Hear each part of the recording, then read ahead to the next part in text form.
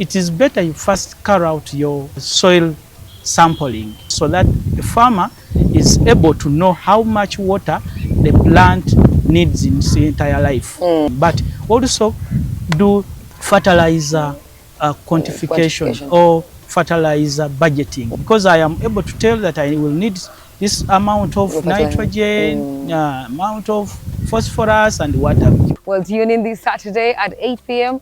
on your NTV Uganda and know how to.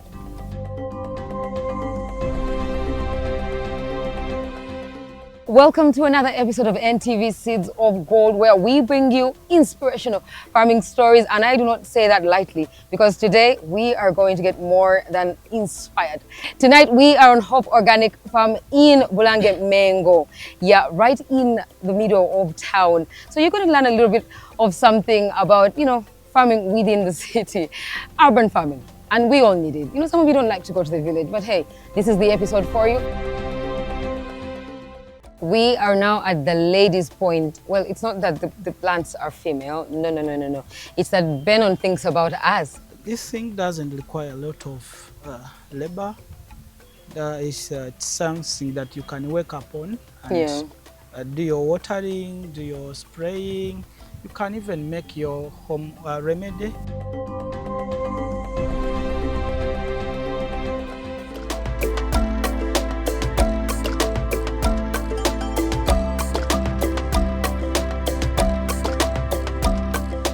The farm is utterly comprehensive.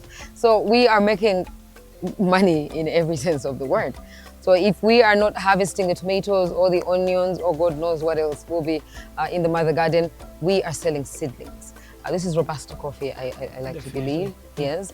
And I see some of it is covered. Some of the seedlings are covered over and others are not. Could you explain that for us? Yeah, the other one which are covered with shade nets, they are still in their tender stage. I see. They are not yet fit for transplanting. So this one, once they get ready, we ensure that we at least expose them for something like a month or two.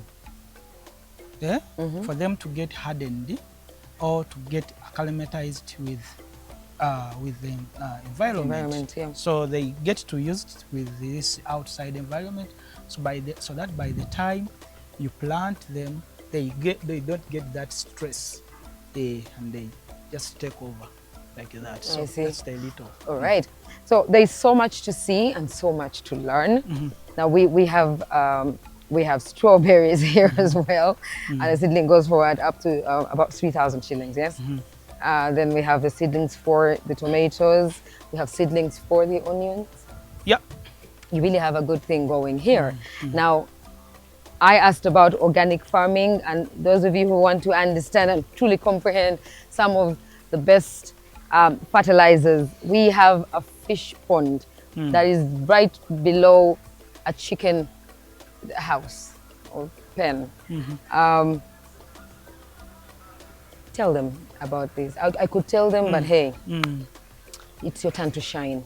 So tell them about this water and how amazing it is for the plants. There is some life under this water. Yeah. There is fish, and what we put there down, we raised a poultry house. Yeah.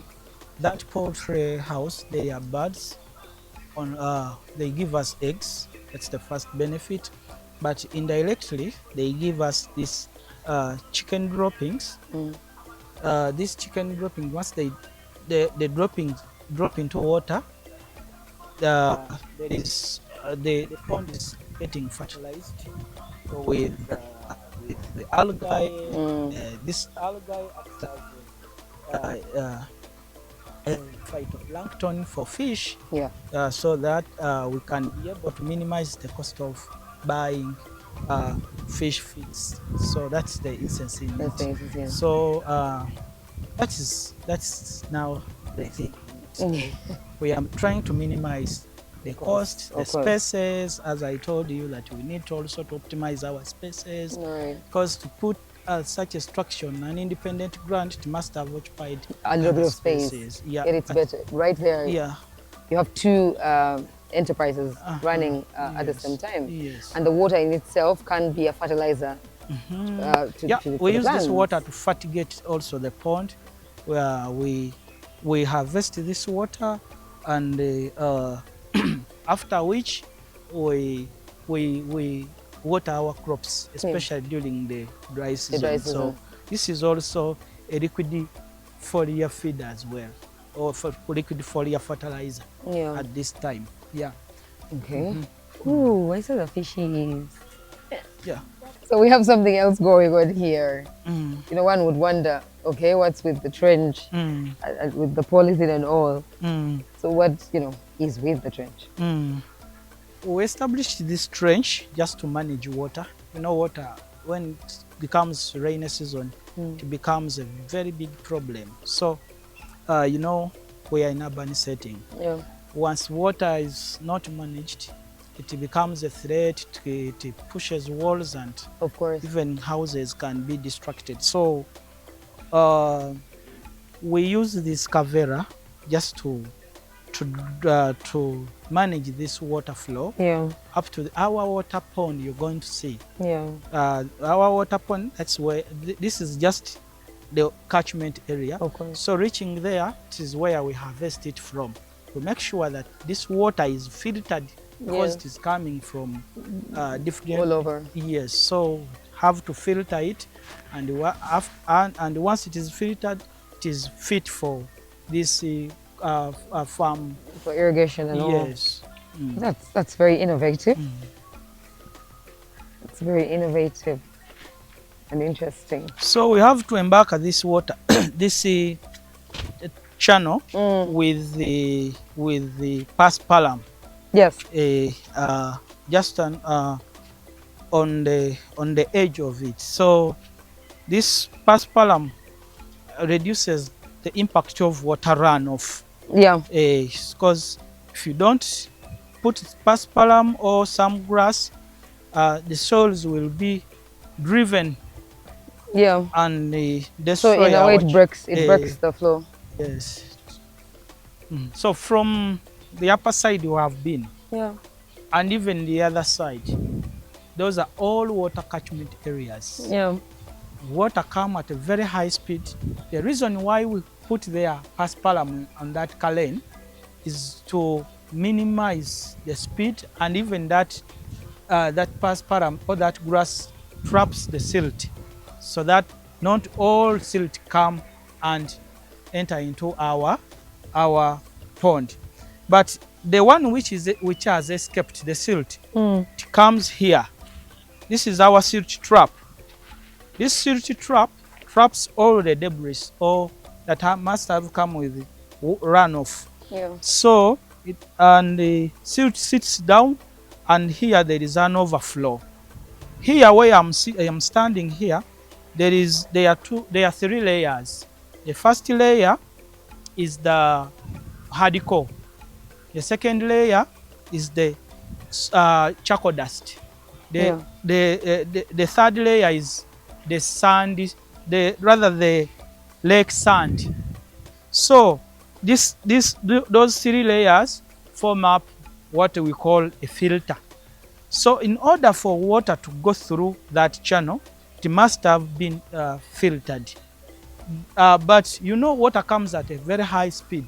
There is also a channel here which at least takes away some excessive water, while some amount of water is also filtered here to avoid that overflow onto this channel, which acts as the what? Which collects clean water. Yeah. There is also a blockage here. When you want to this blockage here, it acts as a barrier for water to go straight, not to be diverted into the sock pit. So this barrier here, also we remove it for us to, like, when we want to wash this filter. When we want to wash this filter, we make sure that this blockage is removed for the dirty water to go there, and we also put back into normal this filter. Yeah, that's how we do it.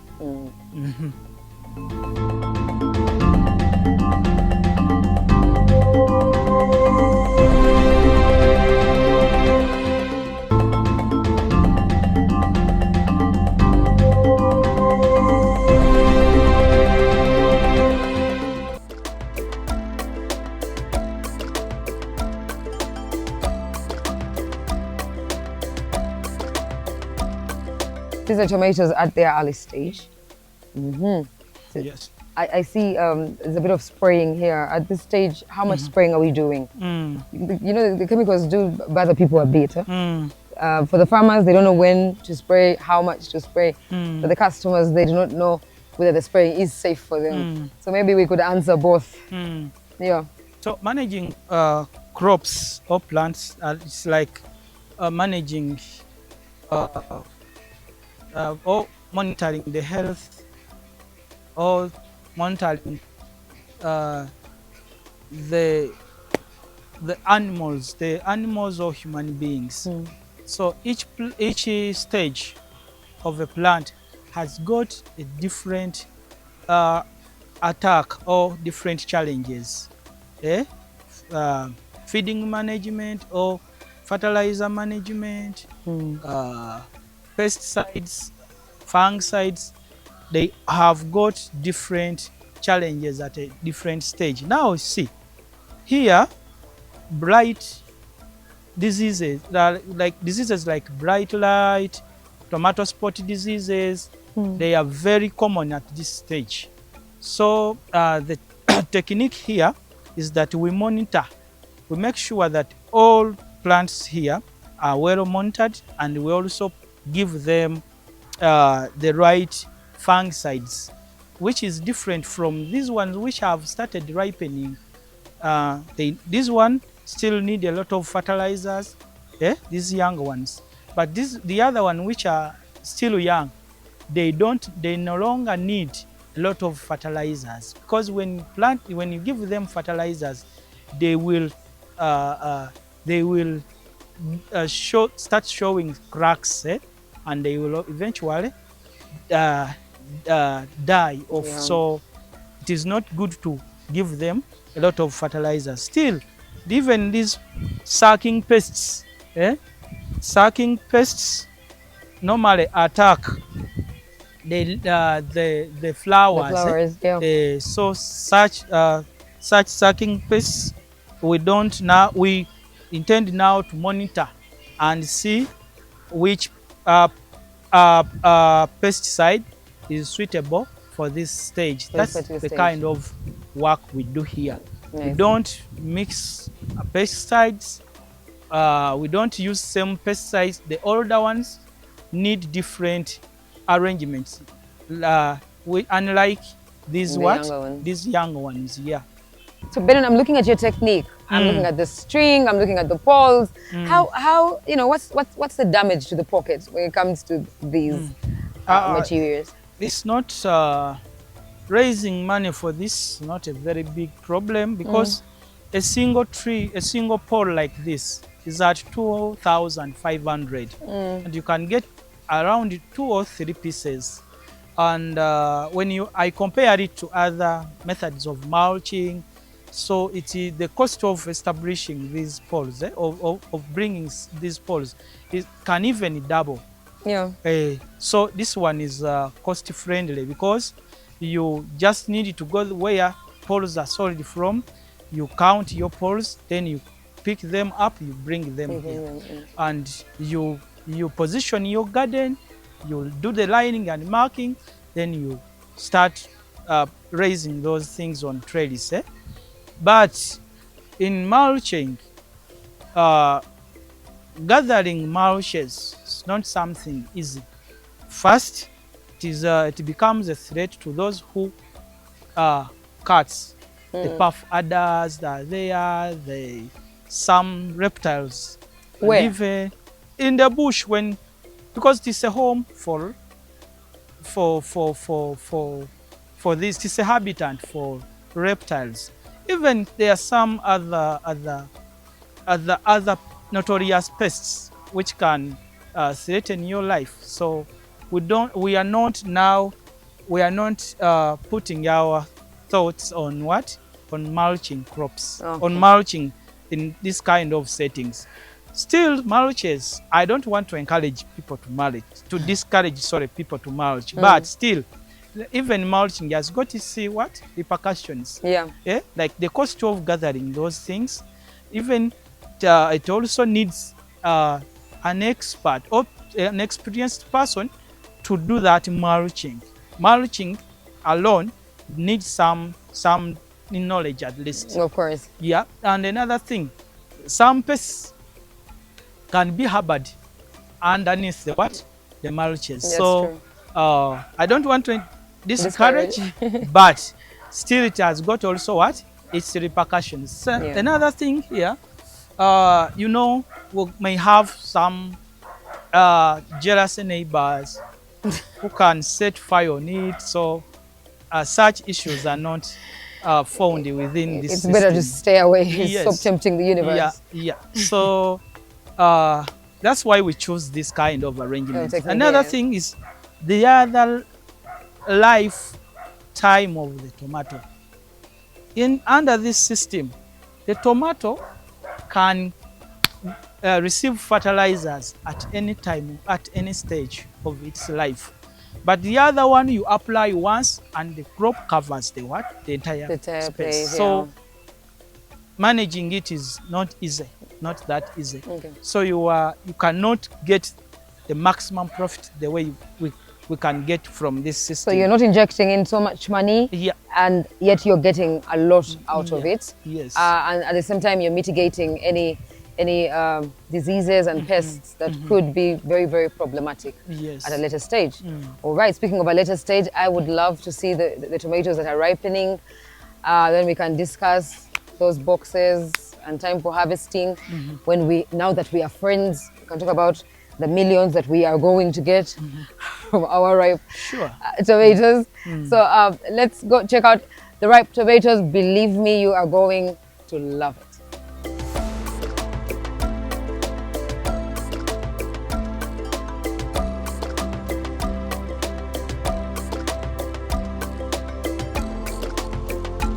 So now we are in, the more advanced part of the garden with ripening tomatoes. And I can now see how your idea of the spacing comes into play. The plant is giving us so much fruit, and yet there's still room, for you to pass through, for you to check, to monitor and see if, I see a little bit of the light green on the leaves. What's that? This is it telling you it's aging. Once Time there to is an harvest. enzyme that comes in to induce the ripening. Yeah. The ripening does not stop on the fruits only. It also can also go Yeah. to eat the leaves. So now what we can do here is to pick up the red ones, Yeah. as to leave these ones with a space so that they can also do what? They can also thrive and So become after big. we pick the garden, we leave the garden be, it continues to thrive. It continues because there are still flowers here. Yeah, you can see they're still flowering. There are still young tomatoes. Yeah. Well, I can see that. That's very interesting. So what's the care like here vis-a-vis the other stage, the younger stage? At this stage, Do we have less to worry about in this stage? At this stage, blight diseases are minimal. Even some pests don't just hardly attack because these ones have already hardened. Yeah. They have that turgidity and everything, so they cannot easily be affected. So another thing here, even diseases like blight don't affect. Don't have it. The fertilizer application is very minimal. We don't apply a lot of fertilizer Here. because they are already in their ripening time. So we don't now apply a lot of fertilizers the way we give those ones which are still in their juvenile Because stage. the others, we still need them to grow. And these ones have pretty much reached maturity. Yeah. I see. Well, I love your garden, Benon, and I think it's... Thank you. I think there's so much people can learn from you and so much they can buy from you. I think it's very impressive. You should remove these fruit stalks because they can easily damage your tomatoes. Make sure you don't put them there. You remove them off.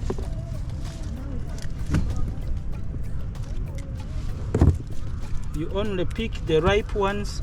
You shouldn't pick like this one. You shouldn't pick. From I've picked it, but don't pick it. Maybe if the customer needs if the customer needs this stage, you can pick them. But these ones you can leave them to stay. Don't just pick them. So you only pick the ripe ones. Pick the ripe ones only. Remove the casing while picking. Okay?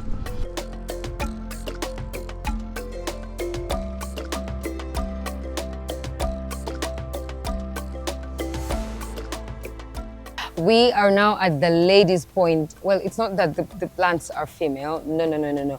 It's that Benon thinks about us, the females. So if you're bored at home and you want to do something, you have a small space, well, Benon has got you covered. You can't do this yourself. He can come and do it for you, yes? Yes. Yeah, he can come and do it for you. Or you can just buy this from the farm. It's a demonstration farm. At the same time, it's something that you can put in your very own backyard. So instead of watching, that soap opera, tend to the tomatoes, tend to onions in this style. And I must say it's quite effective, especially if you're in an urban setting. So, Ben, sure. How easy is it to take care of this, lady's point? This thing doesn't require a lot of labor.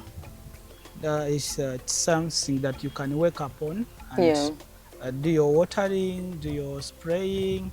You can even make your home remedy. And you mix the baking soda, mix ash, some ethanol, then you start deterring the pests. So this is something that is very, very easy. You can do it on your balcony yard, you can do it in your hood and your whatever, and you will really enjoy the fruits because we know every homestead has got a need to this. Tomato is very important. Everybody uses it in their food. So it is movable. You can lift it, you can put it anywhere you want. So if you don't want it in that corner anymore, you can move it to the other corner. Yeah, you can lift it, you can transfer it. So it is very, very... This is a mobile, convenient garden. It doesn't get any better than this at all. Like at all. So if you think that being in Kampala, in the city or whatever other city that you live in, you're sorted. You can do this anywhere. You can grow other vegetables. You can grow your tomatoes right at home, on your balcony, on your veranda, in your backyard. And Hope Organic Limited has got you covered.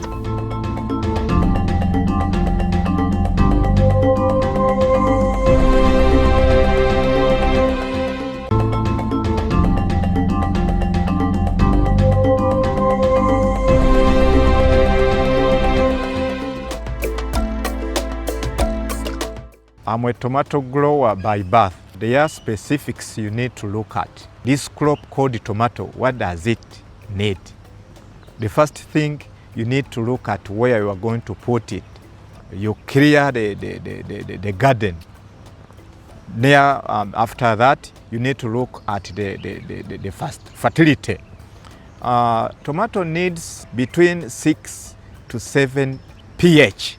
When we talk about pH, we look at the alkalinity and the acidity of the soil, which means it needs a lot of fertility. Because this is a plant that needs, grows vegetatively, puts on leaves, puts on fruits, it consumes a lot of NPK, that's for nitrogen, potassium, and phosphorus. It is better if you are a serious farmer to start with to get some, if you can afford manure from cow dung, it's good. If you cannot afford, you can go for synthetic fertilizers, okay. But me, I don't. They do better when they start with good organic matter. What I mean organic matter, those are decayed materials that or big materials that is converted into small particles called organic matter that can feed the plant, that has NPK, natural NPK, specifically coming from compost. If you can do compost, that's better. Then you look at the temperature. Tomatoes, they don't grow well in shade, in shade areas. They need open space. They need open space. If possible, make sure that where you are going to grow them, it is open enough to get at least when it is rising and when it is setting off, at least they get that sun. They get that vitamin D for proper growth. So basically, those are kind of requirements it needs. They were talking about the variety selection, which is a key. Variety selection, you need to look at a variety that is disease resistant. Talk of Aso, talk of Asira, talk of Rio Grande. Those are varieties that can at least resist the diseases. So when you are planting tomatoes, be keen when you are selecting the variety. To select a variety that grows very fast, that resists diseases, but even the shelf life. Here in the garden, and even after harvesting. Now, take an example. A person who goes to Nakasero, that's the market in Kampala here. Just where I've put Nakasero, put your trading center where you are. You are there. Then you take it home. You don't eat all the 5 tomatoes. You are 2. You need to leave some in the shelf so that you eat it next day. Will that tomato you bought survive that period? That's the tomato we need on the market. So that's the type of tomato we need to plant. Some people are growing tomatoes on stakes, and others are growing it on the normal way. Others are growing it in the greenhouse. Those are all forms of farming. But which one is better? Each one has its advantage. Like the one where you grow on stakes, you see it gives a lot of tomatoes because there is a lot of pruning, there is a lot of management, there is a lot of disease control. Because when you stake a tomato, you are at least allowing it to run away from the agents that are causing diseases. That is the soil down there, where germs and all that can cause diseases. So it grows upwards so that it cannot get such problems. That's why it gives a lot. And then you do some bit of pruning because you unnecessarily, the one that's have grown old, you remove them, the leaves, extra branches, we are told to. I don't know why, when you grow them tomatoes on a normal, like you mulch, you plant them down there, we don't consider pruning. They just grow on their own. So they struggle. Some they flower and they don't get enough light, as I told you, some flowers drop off. But if it is staked, every flower that comes has at least the ability to put on. And because you have removed some excess branches and leave what is enough, they will just utilize the nutrients you have put down here, the manure, maximally to put on to its ability. That's why here it is. The same thing in the greenhouse. Greenhouse, you have controlled environment. There are no diseases, there are no pests because it is enclosed. And if you are to go there in the greenhouse, there are specific varieties, and we call them hot varieties, or greenhouse varieties, the varieties that can at least manage and survive the temperatures. There are hot temperatures down, inside there. And there are varieties that can survive there. And those varieties, that's why for them they grow. You find a tomato that can give you and serve you for over a year because it grows as it climbs and you keep harvesting. So it's always better to look at where you had planted something resembles a tomato. Don't again put it there will be a kind of carry over of pests unless otherwise, but we don't need to repeat. If you plant tomatoes today this season, then next season at least plant maybe a cucurbit family so that the pests that are there, they can die, because the pests that eat cucurbits are not common that they also eat the tomato. You get my point? So that is we call it integrated pest management. You need also to know the type of pest attacking you. We have the sucking pests, we have the stinging pests, we have the chewing pests. So you need to know which type of pests. If before you confront them, know the type of pest attacking you. Then two, you need also to know the diseases that also attacking you, because they are pests and they are diseases. Mostly we don't have so many diseases in tomato. We always have root rot, we always have blight, early and late. We always have fusarium, that wilt. Those are some of the common. But the pests are so many. We have on the market. Be aware that we have bichupris, duplicate chemicals. People there, outside there, they duplicate. Buy from reliable sources.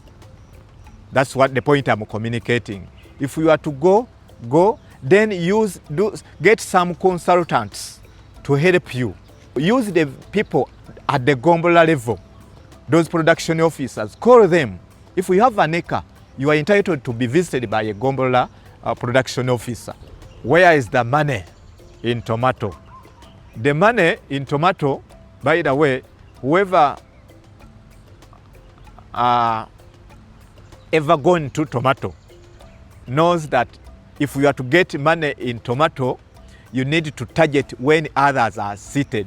I repeat, money in tomato is when someone is wise and plant tomatoes when others are seated. When is this time?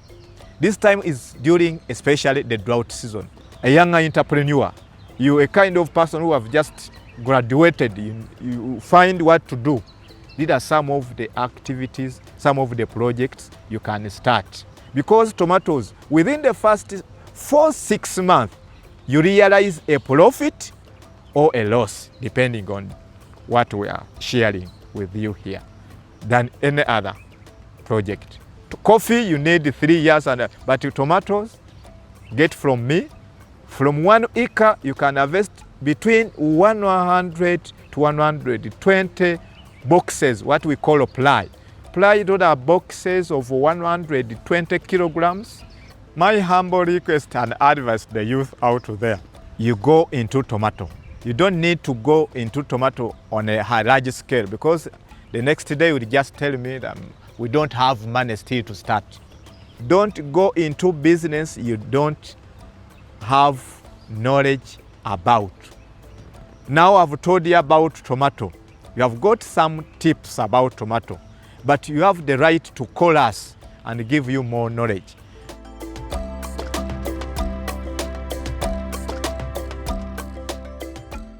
Agronomic practices for tomato production. Tomatoes are a rewarding crop, but success starts long before the first seed touches the soil. A careful mix of preparation, good timing, and smart crop management can make all the difference from seed harvest. Before you plant, land selection. Start with the right foundation. Choose land with fertile, well-drained soil and aim for a pH between 6.0 and 7.0. A quick soil test will give you a clearer picture of what your soil can support and what it may lack. Preparing the soil. Give your plants the best start by plowing and harrowing the field until the soil is fine and crumbly. This not only eases root penetration but also helps improve water retention. Dig in any broad-leveled weeds like wandering Jew, blackjack, or Mexican fireplant to enrich the soil with organic matter. Picking the right seed. Go for top quality seeds, especially varieties that are known to resist common tomato diseases. Hybrid Victor F1 is a reliable option that performs well under the right conditions. Manure application. Work in well-rooted manure at least 2 weeks before planting. This gives the organic matter time to break down, improving soil structure and nutrient content. Planting practices. The best time to plant. Timing is everything. Farmers with irrigation can plant all year round. If you rely on rainfall, target the rainy seasons, March to May or September to November, for better yields. Spacing matters. How you space your plants affect everything from air circulation to disease control. Use 3 feet by 3 feet spacing for non-stacked tomatoes. For stacked varieties, allow 5 feet between rows and 2 feet between plants. Transplanting seedlings. Transplant your seedlings 2 weeks after germination, once they've developed strong roots and at least 3 to 4 true leaves. Managing your crop. Watering. Tomatoes need consistent moisture, especially during flowering and fruiting. Don't leave it to chance. Supplement with irrigation when rains are available. Fertilization. Apply a balanced, phosphorate-rich fertilizer like Biopower Starter at planting to encourage healthy root development. Follow up with a nitrogen boost such as Biopower Extra 2 to 3 weeks after transplanting to support flowering and fruit set. Pests and diseases. Stay alert. Common pests include tomato leaf miners, aphids, and whiteflies. Watch out for diseases like early blight and bacteria spots. Use integrated pest management to reduce damage, combining cultural, biological, and chemical control methods when necessary. After the harvest, picking your fruit. Harvest tomatoes when they've reached the right stage, mature green or fully ripe, based on what your buyers want. Handling with care. Rough handling can bruise tomatoes and shorten shelf life. Use soft hands and clean containers to keep them in top condition. Proper storage. Store your harvest in a cool, dry space to maintain freshness and extend shelf life. It's a simple but crucial step to preserve both quality and value. It has been quite a treat for us, if I must say, and that's all we had for you today. You keep those comments coming in. You want the conversation to keep flowing. You want us to look at a particular enterprise. We'll scan that QR code on Yo TV. And also remember, speaking of Yo TV, remember to download the Yo TV app if you want to watch us on the go and live. See you again next week. Thank you so much for watching this show, and it is always a pleasure to have you with us. Thank you.